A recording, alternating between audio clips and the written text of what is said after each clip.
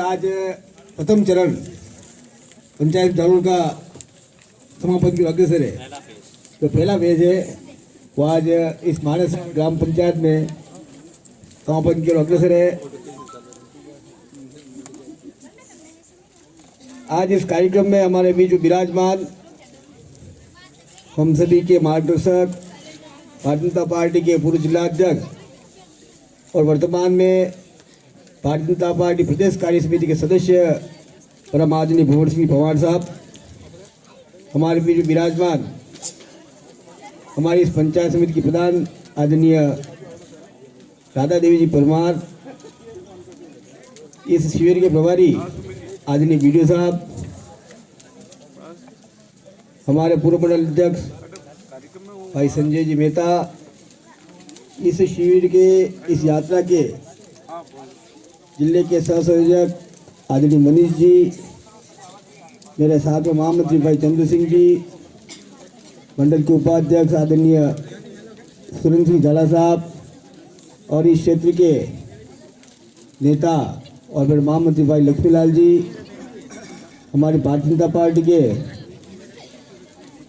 वयोवृद्ध नेता आदरणीय देवीराज तेजावत साहब, जिला परिषद सदस्य भाई तुलाराम जी, यहाँ के सरपंच साहिबा, पंचायत समिति के सदस्य, हमारे मीडिया के व्यापारी भाई जीतू भाई और विभिन्न अलग अलग विभाग के पधारे हुए सभी विभाग के प्रतिनिधिगण, अधिकारीगण।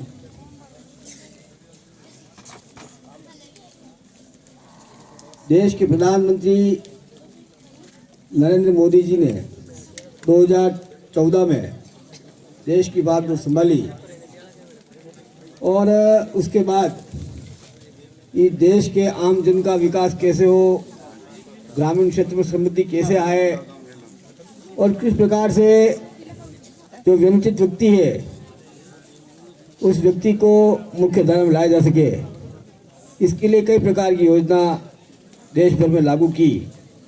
विशेष कर सभी इस विकसित भारत संकल्प यात्रा के माध्यम से शिविर हो रहे हैं, उसमें उस योजना की 17 प्रकार की योजना है जो विशेषकर ग्रामीण क्षेत्र के लिए है और वो ग्रामीण क्षेत्र की फ्लैगशिप योजना है। उन योजनाओं को लेकर ये शिविर आयोजित हो रहे हैं। 2014 में माननीय प्रधानमंत्री मोदी ने अपना बागडोर संभाली और 2011 के जनगणना के आंकड़े देखे। उन आंकड़ों को देखकर लगा कि आज़ादी के इतने वर्ष बाद भी मेरे देश का गरीब व्यक्ति अभी तक या तो कच्चे मकान में निवास कर रहा है या उसके पास मकान भी नहीं है।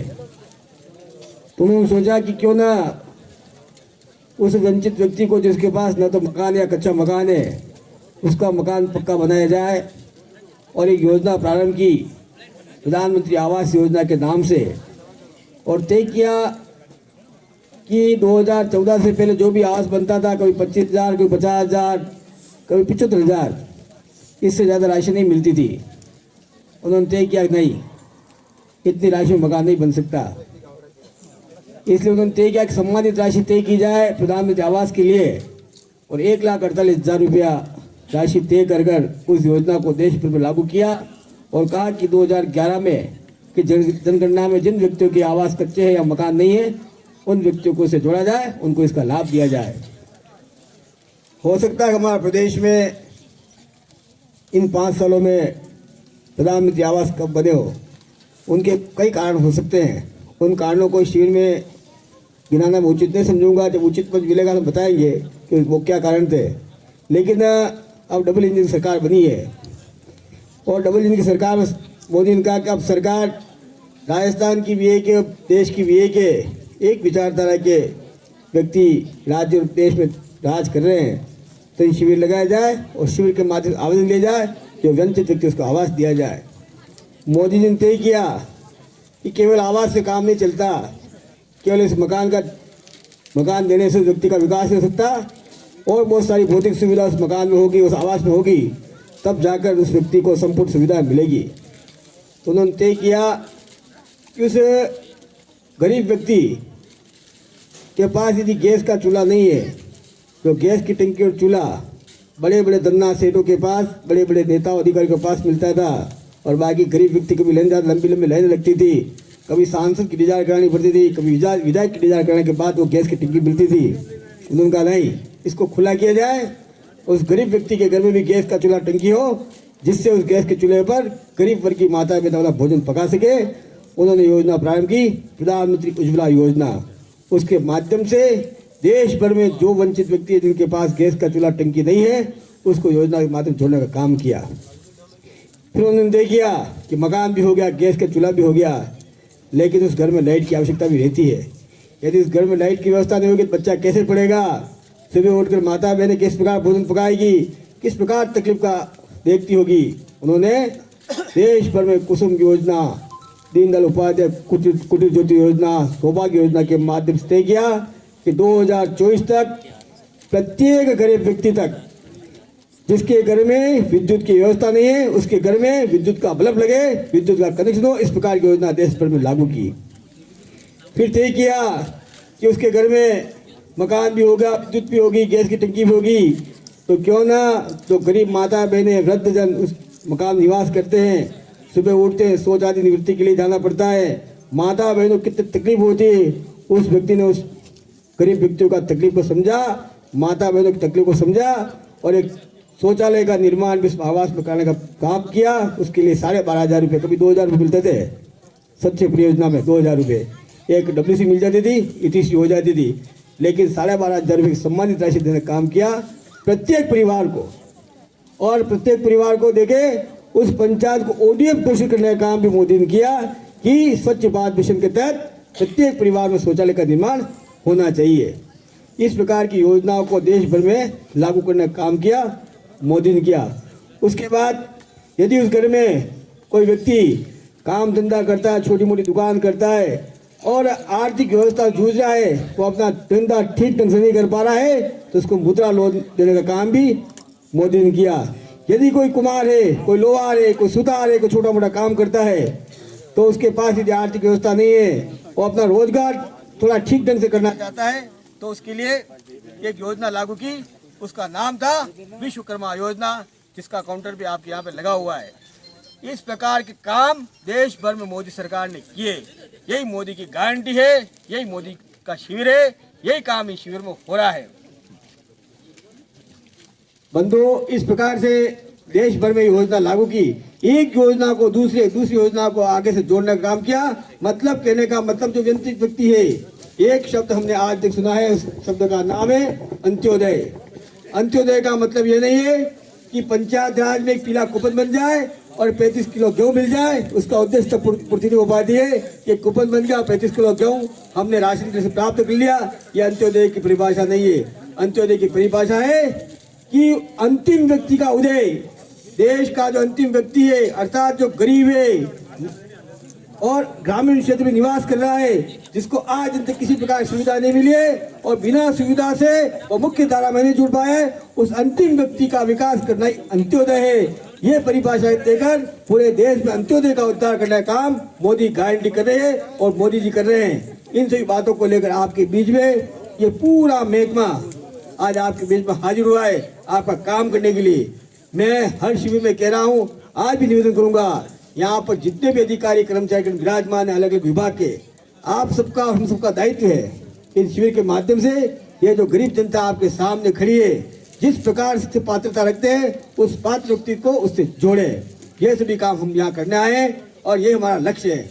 एक और बात कि कृषि विभाग का काउंटर लगा है, उस काउंटर के माध्यम से ये कहना चाहूँगा कि सब काम होने के बाद भारत हमारा, हमने शुरू से पढ़ा है, हम पढ़े लिखे व्यक्ति सब जानते हैं कि पहली लाइन आती है, भारत एक कृषि प्रधान देश है।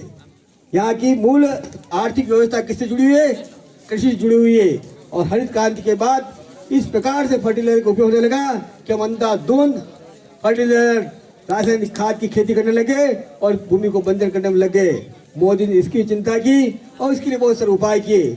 बहुत सारे उपाय आपके सामने, एक नैनो यूरिया की बोतल कृषि विभाग के उस काउंटर पर पड़ी है, वो 225 मिलती है, यहाँ पे 110 में दे रहे हैं शायद, जहाँ तक मेरा अनुमान है। वो नैनो यूरिया उसका नाम है। उस बोतल में आधा लीटर यूरिया लिक्विड है। वो एक कट्टा जो यूरिया होता है उसका काम वो नैनो यूरिया करती है। आप उसका छिड़काव करें, ऊपर से छिड़काव होगा और सब जानते हैं, कृषि विभाग के अधिकारी बेटे हमसे पूछना कि यूरिया जमीन से प्राप्त नहीं होता है, यूरिया जो ऊपर से छिड़काव होता है वो ज्यादा लाभदायक होता है। उसका आप छिड़काव करें जिससे वो फर्टिलाइजर खेत की भूमि पे नहीं पड़े। और हमारी भूमि में यदि यूरिया जाएगा उसमें जो केचू होता है, अलसिया जो होता है, जिससे भूमि सॉफ्ट होती है, उपजाऊ होती है, वो कड़क होने लगी है। और आज गर्मी में देखते हैं कि खेत के तालाब की तरफ फटने लग जाते हैं। उसका मूल कारण है कि हमने उस खेत में बहुत ज्यादा फर्टिलाइजर, यूरिया और रासायनिक खाद का उपयोग कर लिया, इसलिए उसकी सॉफ्टनेस खत्म हो गई है। उसको बचाए रखने के लिए आप उसका छिड़काव करें, कम से कम यूरिया खाद का जो दानेदार होता है उसका कम उपयोग करें। ये सभी बातें लेकर ये शिविर आपके बीच में आया है। साथियों, एक योजना और भूल गया था, उस योजना का नाम है कि जब मकान भी मिल गया, सब प्रकार की सुविधा मिल गई, लेकिन आज भी हमारी ग्रामीण क्षेत्र की माता बहनें लंबे दूरी से माथे पर 2-2, 3-3 बेड़े भरकर पानी लेके आती, कोसों दूर से। देश की आजादी के बाद भी पानी की व्यवस्था नहीं हो पाई, ये कितने तकलीफ की व्यवस्था थी। इसलिए 2019 में जब मोदी दूसरी बार जीते, उन्होंने अलग से एक मंत्रालय बनाया। उससे आजादी से पहले मंत्रालय नहीं था, नया मंत्रालय बनाया। उस मंत्रालय का नाम रखा जल शक्ति मंत्रालय। उसका अलग से मंत्रालय बनाकर कैबिनेट मंत्री स्तर का उसे मंत्री बनाया और कैबिनेट स्तर का मंत्री भी राजस्थान से दिया। उन मंत्री जी का नाम है गजेंद्र सिंह शेखावत। और एक योजना लागू की, हर घर को नल और नल से जल। प्रत्येक परिवार हिंदुस्तान में जिसके घर में पानी की व्यवस्था नहीं है, नल का कनेक्शन नहीं है, उसको नल से पानी पहुंचे। जैसा मेरे घर पर आता है, जैसा पवार साहब के घर पर आता है, जैसा वीडियो साहब घर में पानी आता है, उस प्रकार से नल से जल आपके घर में आने की चिंता किसने की? तो देश के प्रधानमंत्री मोदी ने की और इस प्रकार की वृहत योजना लागू की। आपके मानस गांव में वो योजना स्वीकृत हो गई है। मेरे हिसाब से काम भी शुरू हो गया। आपके पड़ोस की काम मागरादेव में उसका काम शुरू हो गया है। इस प्रकार से बहुत सब पंचायतों के टेंडर हो चुके हैं, टेंडर प्रक्रिया में। और लक्ष्य 2024 का है। 2024 के अंत आते आते प्रत्येक घर को नल से जल मिलेगा।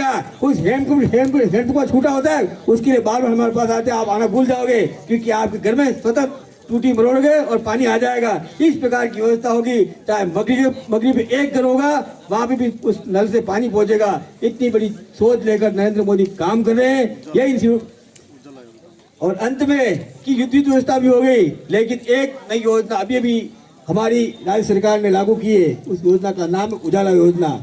उस उजाला योजना के माध्यम से प्रत्येक परिवार को 3 LED बल्ब मिलेंगे। उस LED बल्ब का मतलब यह है कि बाजार में हमसे जो बल्ब लेके आते हैं उससे विद्युत खपत ज्यादा होती है। उस LED बल्ब जो हम लगाते हैं उससे विद्युत की खपत कम होती है, उजाला ज्यादा मिलता है, जिससे ऊर्जा का संचय भी होगा, उसका लाभ मिलेगा। इस प्रकार की योजना आपके बीच में आ रही है। और किसान सम्मान निधि, एक योजना नाम भूल गया, किसान सम्मान निधि। हम जो किसान लोग हैं, प्रति वर्ष हम खेती करने जाते हैं, तब खेती में खाद बीज की व्यवस्था होती है, हमारे पास भी पैसा नहीं होता है, तो हम कई बड़ियों के पास जाते, उधार लाते, ब्याज पैसा लागते हैं और हमारी भूमि को जोतते फिर खेती करते हैं। लंबा थोड़ा ब्याज देने के बाद जब फसल नहीं पैदा होती है और ब्याज का घोड़ा चलता रहता है, किसान बर्बाद होता है। इसलिए मोदी ने किसान को सम्मान देने के लिए किसान सम्मान निधि योजना चालू की और साल भर में 6,000 रुपया देने की घोषणा की थी। और इस घोषणा पत्र में कहा है कि अब नए बजट सत्र के बाद प्रत्येक किसान को 12,000 रुपए किसान सम्मान निधि के माध्यम से मिलेगा, जिससे वो अपना खेती आराम से कर सके, उसके ऊपर किसी प्रकार का आर्थिक बोझ नहीं रहे। यदि खेती नहीं बगे तो किसी प्रकार का नुकसान नहीं। इस प्रकार की सोच हमारे देश के प्रधानमंत्री ने की है। यही इन शिविर में काम हो रहा है। आप प्रत्येक काउंटर पर जाएं, अधिकारी से पूछे कि आप किस योजना से पात्र हैं। आप यदि उस योजना से पात्रता रखते हैं, उससे जुड़े, इन शिविर का लाभ ले। बहुत बहुत धन्यवाद। जय भारत राजस्थान।